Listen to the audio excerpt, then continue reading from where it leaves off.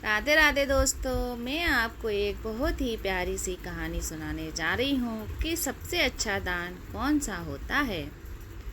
काशीपुर नाम में एक गांव में हरिया नाम का एक आदमी रहता था, जो लकड़ी काटकर अपना जीवन यापन करता था।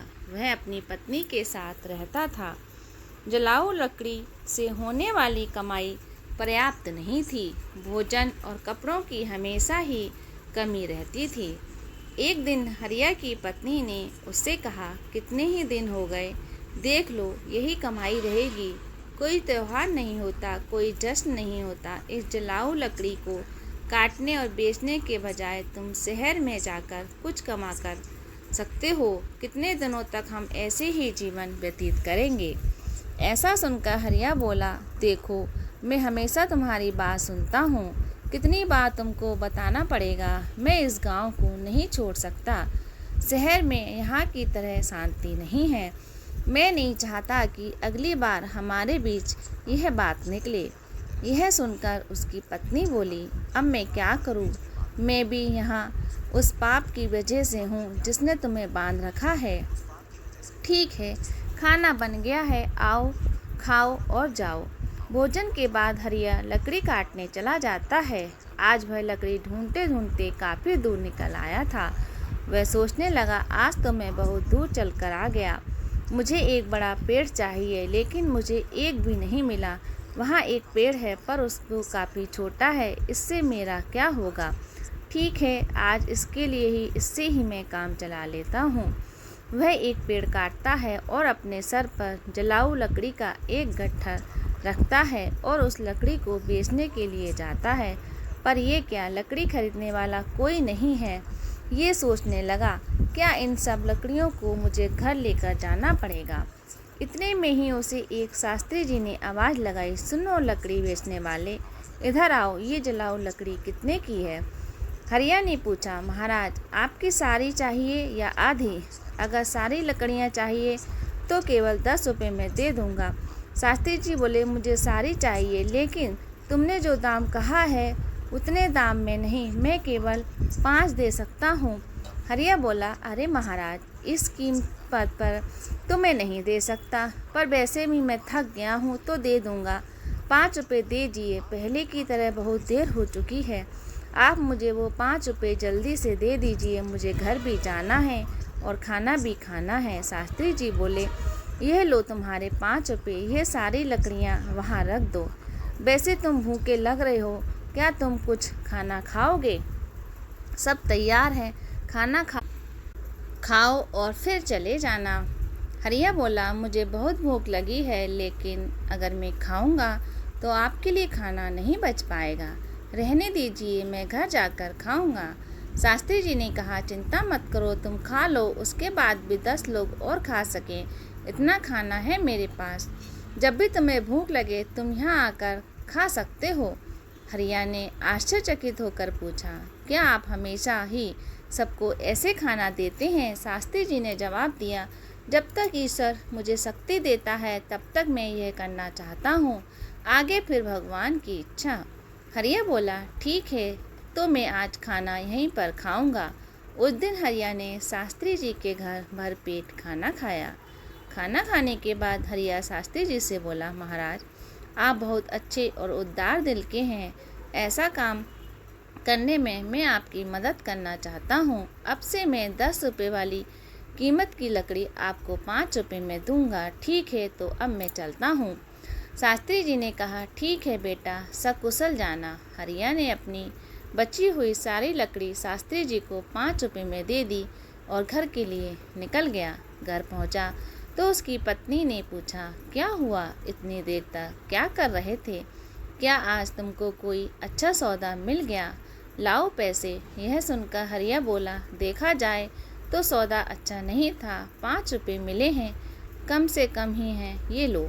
पत्नी बोली, क्या सच में मुझे 5 रुपये दे रहे हो? मैंने सोचा था कि तुम जितना रोज़ देते हो उससे दुगना तो दोगे, लेकिन तुमने मुझे इसका आधा ही दिया है।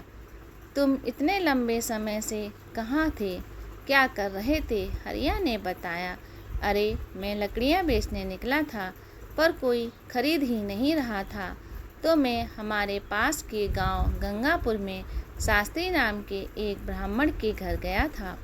वहाँ पर जो भी जाता है वह उन्हें प्यार से खाना खिलाते हैं। ऐसे लोगों के लिए हमें कुछ ना कुछ ज़रूर करना चाहिए। यह सुनकर उसकी पत्नी बोली, फिर तो यह बहुत पैसे वाला होगा, नहीं तो वो ये कैसे करता? इतने लोगों को खाना देने वाले की तुमने कैसे मदद की? हरिया बोला, वो इतने अमीर नहीं हैं जितना तुम सोच रही हो, बस वह दान की अच्छी भावना रखते हैं। गंगापुर मंदिर के पुजारी हैं, वो अपनी कमाई से ही सबको खाना देते हैं। पत्नी बोली, मैं तो पूछ रही थी कि तुमने उस ब्राह्मण की कैसे मदद की? हमारी आमदनी बहुत कम है, हम क्या मदद कर सकते हैं? स्वर्ग जाने के बारे में मत सोचो, पहले धरती के बारे में सोचो। हरिया ने बताया, मैंने उन ब्राह्मण से कहा कि जो लकड़ी मैं लाता हूँ उसे आधे में ही दे दूँगा और कल से कुछ लकड़ियों उनके लिए और बाकी लकड़ियों हमारे बेचने के लिए काटूँगा। इतना ही काफ़ी है? पत्नी ने पूछा, लेकिन अगर तुम जलाऊ लकड़ी के 2 ढेर नहीं काट सके तो तुम ऐसे ही 5 रुपये लेकर वापस आओगे। 5 रुपये में घर कैसे चलाऊं? बताओ, तुम ही बताओ। हरिया बोला, जो मैंने कहा है उसे पूरा करने की कोशिश करूँगा, आगे फिर भगवान की इच्छा। मैंने उस ब्राह्मण के घर खाना खाया है। हरिया हर रोज़ जंगल से लकड़ियाँ काटता था और शास्त्री जी के किए वादे के मुताबिक सिर्फ 5 रुपये लेता था। एक दिन शास्त्री जी भोजन करने बैठे ही थे कि बाहर से हरिया ने आवाज़ लगाई, महाराज, लकड़ी लेकर आया हूँ, 5 रुपये दे दीजिए। यहाँ आकर अपनी लकड़ियाँ ले लीजिए ताकि मैं चला जाऊँ। बाहर आकर शास्त्री जी बोले, देखो हरिया, मैं तुम्हें 5 रुपये नहीं दे सकता, तो तुम्हारी लकड़ियाँ लो और जाओ। हरिया बोला, वापस क्यों जाऊँ? मैं यहीं के लिए लाया हूँ, पैसा कल दे देना। मुझे बहुत भूख लगी है तो कुछ खाना ही खिला दीजिए। खाना तो खिला ही सकते हैं ना, वैसे भी आप सभी को खिलाते हैं। शास्त्री जी बोले, बहुत अच्छे हरिया, पहले अपने हाथ पैर धो लो, तब तक मैं भोजन की व्यवस्था करता हूँ। शास्त्री जी घर में जाकर अपनी पत्नी को ये बताते हैं तो उनकी पत्नी कहती है, तुमने ऐसा वादा क्यों किया? हमारे घर में खाने के लिए कुछ भी नहीं बचा है, सिवाय उस खाने के जो आप अभी खाने वाले हैं। हम इस समय हरिया को कैसे खिलाएंगे? पूरा खाना खत्म हो चुका है, क्या आपको ये पता नहीं है? शास्त्री जी बोले, अरे इसमें ऐसी भी क्या बात हो गई है? जो खाना परोसा गया है वो हरिया के लिए काफ़ी है। सोच रहा हूँ आज उपवास कर लूँ। यह सुनकर शास्त्री जी की पत्नी बोली, मुझे बताओ कि तुम ऐसा कितनी बार करोगे? जब हमारे पास उतना नहीं है तो ये सब क्यों करना है? शास्त्री जी बोले, सब भगवान देता है, पहले हरिया को खाना खिला के आओ। वे शास्त्री जी ही थे जिन्होंने आने वालों को खाना दिया, भले ही उनके पास ना हो, पर एक दिन हमेशा की तरह हरिया लकड़ी काटने जाता है। जंगल के सामने के सारे सूखे पेड़ वह पहले ही काट चुका था और सूखे पेड़ की तलाश में वह जंगल में काफ़ी अंदर चला गया। वह मन ही मन सोचने लगा, मैं इससे पहले कभी इतना अंदर नहीं गया, मुझे सावधान रहना चाहिए। यहाँ जंगली जानवर भी हो सकते हैं, अगर मुझे कुछ हो गया तो। इतने में ही उसे एक सूखा पेड़ नज़र आता है। वह सोचता है, यह अच्छा लग रहा है, एक शाखा ही काफ़ी है, अगर मैं इसे काटता हूँ तो 3 ढेर बन जाएंगे। ऐसा सोचकर वह उस डाली पर बैठकर उसी डाली को काटने लगा। बहुत बड़ी और सूखी शाखा होने के कारण शाखा टूटकर बगल के पेड़ के नीचे एक टीले पर गिर जाती है। उस टीले के अंदर से एक साधु निकलते हैं और गुस्से में बोलते हैं, मेरी तपस्या भंग की, लगता है तुम ही हो, मैं तुम्हें श्राप देता हूँ, तुम कुत्ते बन जाओगे। हरिया रोते हुए बोला, अरे महाराज, मुझे पता नहीं था कि आप यहाँ नीचे बैठे हैं। साधु बोला, मैं यहाँ 100 साल से तपस्या कर रहा हूँ और तुमने मेरी तपस्या भंग की है। हरिया बोला, मैं तो रोज़ पेड़ काटने आता हूँ और जलाऊ लकड़ी बेचता हूँ, मैंने जानबूझकर ऐसा नहीं किया, मुझे माफ़ कर दीजिए महाराज, इस श्राप को वापस ले लीजिए। साधु बोले, मैंने क्रोध में आकर तुम्हें श्राप दिया है, क्योंकि तुमने मेरी तपस्या भंग की, अब इस श्राप को वापस लेना मेरे लिए भी संभव नहीं है। पर मैं तुम्हें एक उपाय बताऊंगा। तुम ऐसे लोगों को ढूंढो जो सबसे अच्छा दान देते हैं। उनके खाने के बाद अगर उनके खाने में कोई भी दाना बच जाता है तो उसे खाकर तुम श्राप से मुक्त हो जाओगे। अगर तुम अपने अभी के रंग से पूरी तरह से सफ़ेद हो जाते हो तो तुम इस श्राप से मुक्त हो जाओगे। हरिया बोला, प्रभु मैं अपनी पत्नी को जलाऊ लकड़ी को काटने से मिलने वाले पैसे से सहारा देता हूँ। अब मैं कुत्ता बन गया हूँ तो मेरी पत्नी का क्या होगा महाराज? साधु बोला, तुम्हें चिंता करने की जरूरत नहीं है। तुम्हारी पत्नी को कोई कमी नहीं होगी, भगवान उसकी व्यवस्था करेंगे। जब श्राप टूटेगा तो तुम अपने कष्टों से मुक्त हो जाओगे और धन धान से सुखी जीवन व्यतीत करोगे। हरिया कुत्ते में बदल जाता है और श्राप से छुटकारा पाने के लिए यात्रा शुरू करता है। वह सोचने लगता है, मुझे सबसे अच्छा दान देने वाला कहाँ मिलेंगे? मेरी कुछ भी समझ में नहीं आ रहा है। हाँ, शास्त्री जी हैं ना, वे बड़े ही उदार दिल के आदमी हैं। अपने पहले प्रयास के रूप में मैं शास्त्री जी के पास ही जाता हूँ। हरिया कुत्ते के रूप में शास्त्री जी के घर जाता है। वहाँ शास्त्री जी खाना खाने बैठे थे और भगवान को धन्यवाद कर रहे थे। सच में मैं बहुत संतुष्ट हूँ। भगवान ने मुझे उन सभी को खाना खिलाने की शक्ति दी जो आज यहाँ आए। शास्त्री जी के खाना खा लेने के बाद उनकी पत्नी ने बाकी खाना बाहर फेंक दिया। हरिया कुत्ते के रूप में वहाँ आया और शास्त्री जी के खाने को बचा हुआ खाना पूरा खा लिया। खाना खाते ही उसका आधा शरीर तुरंत सफ़ेद हो जाता है। वह सोचने लगा, मुझे लगा था कि शास्त्री जी बहुत ही उदार व्यक्ति हैं। मुझे तुरंत ही आधे श्राप से मुक्ति मिल गई, लेकिन पूरी तरह श्राप मुक्त होने के लिए किसी दूसरे आदमी को ढूंढना होगा। कोई आसपास ही मिल सकता है। मुझे श्राप से मुक्ति मिल सकती है। अगर मुझे दिए गए श्राप से मुक्ति मिल जाती है तो श्राप के मुक्त होने के बाद मैं धन और सुख के साथ रहूँगा। मैं चाहे कितनी ही साल लकड़ियाँ काट लूँ, कभी मुझे इतना बड़ा नहीं बन पाऊँगा। ये तो मेरे लिए बहुत ही अच्छा हुआ। मुझे श्राप देने के लिए बहुत बहुत धन्यवाद महाराज। ऐसा कहकर हरिया दूसरे आदमी को खोजने लगता है। एक दिन संतोष नाम का एक आदमी गौ दान कर रहा था। वहाँ से दान लेने वाला सुरेश गाय को लेकर संतोष के बारे में सोचता है, कितना पवित्र आदमी है और ऐसा वो मेरे साथ ही नहीं, वो कई लोगों के साथ ऐसा कर रहा है। ऐसे लोगों को आशीर्वाद मिलना चाहिए। यह देखकर हरिया सोचता है, वाह वाह, आज मुझे श्राप से मुक्ति मिल जाएगी। ये आदमी शास्त्री जी के समान ही होना चाहिए जो सबसे अच्छा दान कर रहा है। रुक कर देखता हूँ कि वो कब खाना खाता है। संतोष ने खाना खाया और पत्तल को बाहर फेंक दिया। हरिया तुरंत जाकर उस पत्तल में बचा हुआ खाना खा लेता है, लेकिन वो वैसा का वैसा रहता है। वह सोचने लगा, संतोष तो इतना बड़ा दानी है, फिर मेरा रंग क्यों नहीं बदला?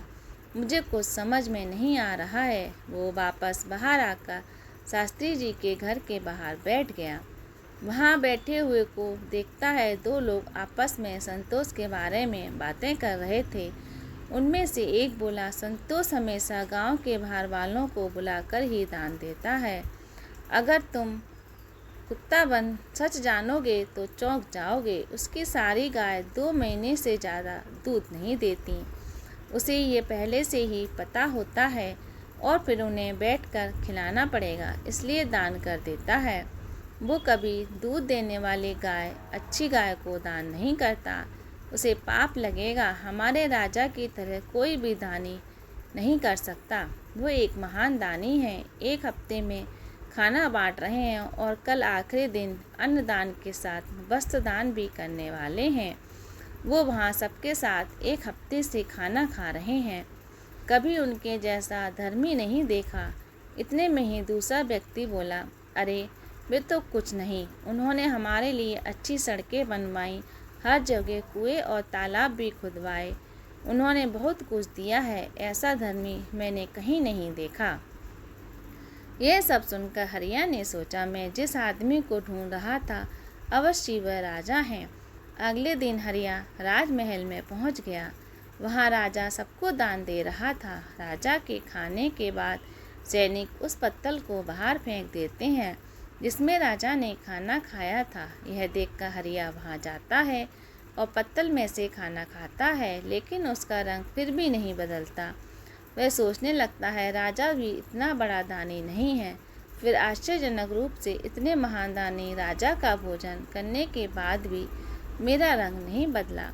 यह शाप तो दूसरी तरह का लग रहा है। मुझे तुरंत उस ऋषि के पास जाना चाहिए जिसने मुझे ये श्राप दिया है।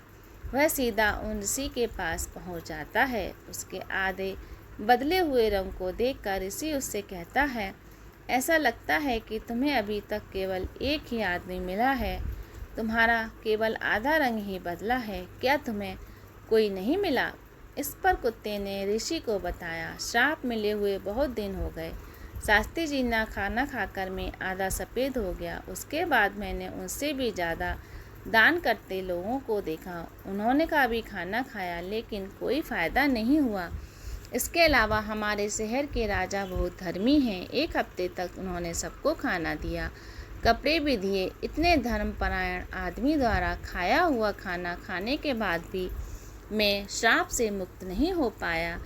इसमें कुछ रहस्य है महाराज, मुझे समझ में नहीं आ रहा है। आप ही बताइए ना महाराज। ऋषि बोले, तुमने जितनों को भी देखा उनमें से संतोष द्वारा दिया गया दान सच्चा दान नहीं था। वो ऐसी चीज़ें दान में दे रहा था जिसकी उसे ज़रूरत नहीं थी।